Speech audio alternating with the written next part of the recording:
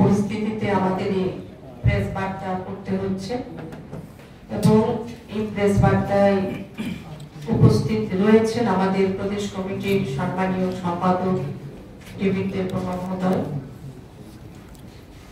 আছেন এখানে আমাদের স্পোকস পার্সন নবেন্দু ভট্টাচার্য মহোদয়, আমাদের মিডিয়া ইনচার্জ মুক্তি সরকার। আমার আগে আমাদের যিনি স্পোকস পার্সন বিস্তারিত উনি তুলে ধরেছেন যে আজকের এই প্রেস বার্তার কি উদ্দেশ্য। তারপরও আজ আমি একজন নারী হিসেবে কিছু ব্যথা, কিছু কথা আপনাদের সঙ্গে একটু আমি শেয়ার করতে চাই। বিষয় হলো বাংলাকে নিয়ে।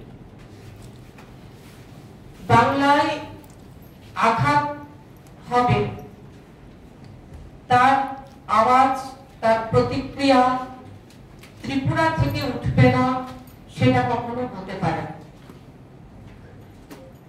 কারণ আমরা যদি দেখি ত্রিপুরা এবং বাংলা, সেটা ভাষা হোক, সেটা আমাদের খাওয়া দাওয়ার কিছু বিষয় হোক, বেশভূষা হোক, সংস্কৃতি হোক, রাজনৈতিক ভাবে হোক, বলা যায় যে আমরা একাত্ম।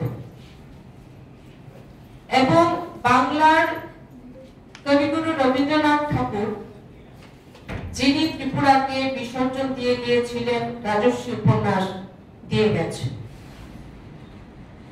আজ সত্যি নবেন্দুদা বলছিলেন বাংলার সংস্কৃতির কথা,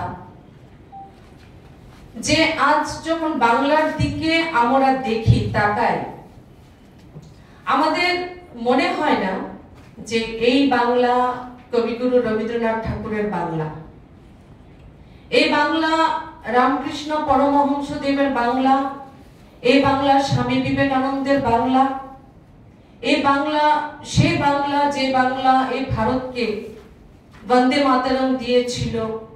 এই বাংলা কি সে বাংলা যে বাংলা শুধুমাত্র একটি রাষ্ট্র নয়, দুটি রাষ্ট্রের ন্যাশনাল অ্যানথেম দিয়ে গিয়েছিল কবিগুরু রবীন্দ্রনাথ ঠাকুরের রূপে। আজ যদি সেই বাংলার দিকে আমরা তাকাই, সেটা আমরা উপলব্ধি করি না। আজ যখন বাংলার শাসককে দেখি, সেই শাসকের মধ্যে আমরা সুরাবর্তীর রূপ দেখি। আজকে প্রশ্ন উঠে গেছে, আমরা দেখেছি সে 2021-এর বিধানসভা নির্বাচনের পর আজ যারা হাফ ডজন নেতা নেত্রী ত্রিপুরা রাজ্যের মাটিতে এসে যারা বলছেন এখানে তো গণতন্ত্র দেখলাম না, তাদের আমার প্রশ্ন, আজ সায়নী ঘোষের মতো নেত্রীকে আমার প্রশ্ন, আজকে পাহাড়, নদী, চা বাগান দিয়ে যে উত্তরবঙ্গ তৈরি হয়েছে, সে উত্তরবঙ্গ কি পশ্চিমবঙ্গের অংশ নয়?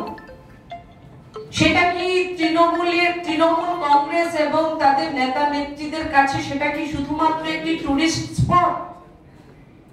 না হলে আজ এত বড় একটি ভয়াবহ বন্যা পরিস্থিতি যেখানে নির্মাণ হয়েছে, 30-এর উপর মৃত্যু হয়েছে, হাজার হাজার মানুষ আজ ঘর ভিটে আশ্রয়হীন হয়ে পড়েছেন, আহত যেখানে শতাধিক।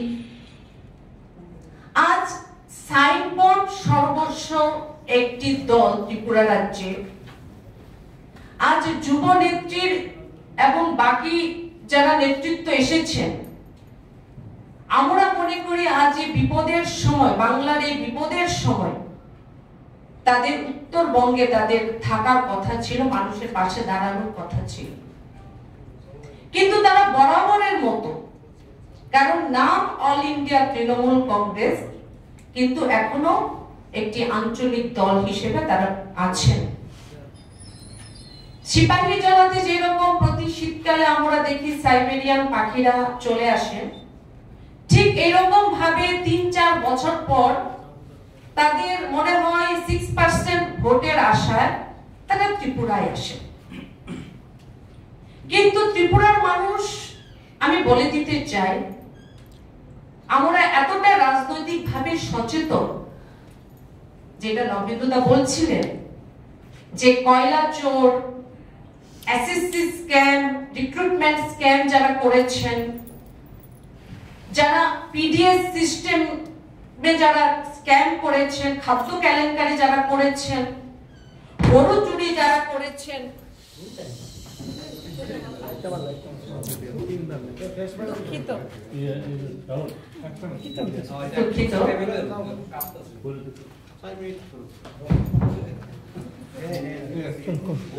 যারা গরু চুরিতে যাদের নাম রয়েছে,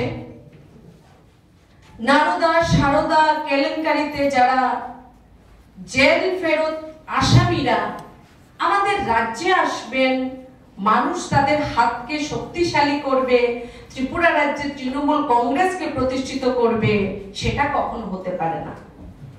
মমতা ব্যানার্জি প্রথমবার নয়, উনি যখন কংগ্রেসে ছিলেন তখনও রাজ্যে অনেকবার উনি এসেছেন। উনি বলা যায় টেস্টেড ত্রিপুরার মাটিতে। সায়নী ঘোষের আজ মনে হলো, উনি দেখলাম একটি মিডিয়া ফুটেজে যে আমরা মহিলারা আছি এখানে ৩-৪ জন। বাংলার মাটিতে যখন লাখ লাখ ভারতীয় জনতা পার্টি মহিলা কার্যকর্তাদের উপর যখন অত্যাচার হয়, যখন তারা ধর্ষণ থেকে গণধর্ষণের শিকার হন, তখন সায়নী ঘোষের হয়তো মনে হয় না যে উনি নারী। বেশি দিন হয়নি আর্যিকর যে ঘটনা হয়েছে, তারই ছায়া কিছুদিন পর দেখলাম পাঁশকুড়ার সুপার স্পেশালিটি হসপিটালে একটি তরুণীকে ধর্ষণ করা হয়েছে। আমরা জানি বাংলার মাটি, যেখানে নারীদের বন্দনা করা হয়, মাতৃবন্দনা করা হয়, মাতৃবন্দনার রাতেও বাংলার মাটিতে মহিলাদের উপর ধর্ষণ, গণধর্ষণের ঘটনা হয়েছে। অষ্টমীর রাতে কুলতলিতে 60 বছরের ঊর্ধ্বে যার বয়স, একজন বয়স্ক মহিলাকে, বৃদ্ধাকে গণধর্ষণ করা হয়েছে। মুর্শিদাবাদে 14 বছরের একজন কিশোরীকে পুজো দেখাবার নাম করে তার উপর অত্যাচার করা হয়েছে। যাদবপুরে ঘটনা হয়েছে। এগুলো বেশি দিন আগের ঘটনা নয়, রিসেন্ট কিছু মহিলাদের উপর ঘটে যাওয়া ঘটনা, এবং প্রত্যেক ঘটনায় আসামি তৃণমূলের দুধেল যারা বাহিনী আছেন, তারা যাদেরকে দিদি তোষণ করে রাখছেন। তো সায়নী ঘোষের এই ঘটনাগুলোর পর তার নারী সত্তা জেগে ওঠেনি, যে আজ ভালো লাগলো যে আজ ত্রিপুরাতে এসে ওনার নারী সত্তা জেগে উঠেছে।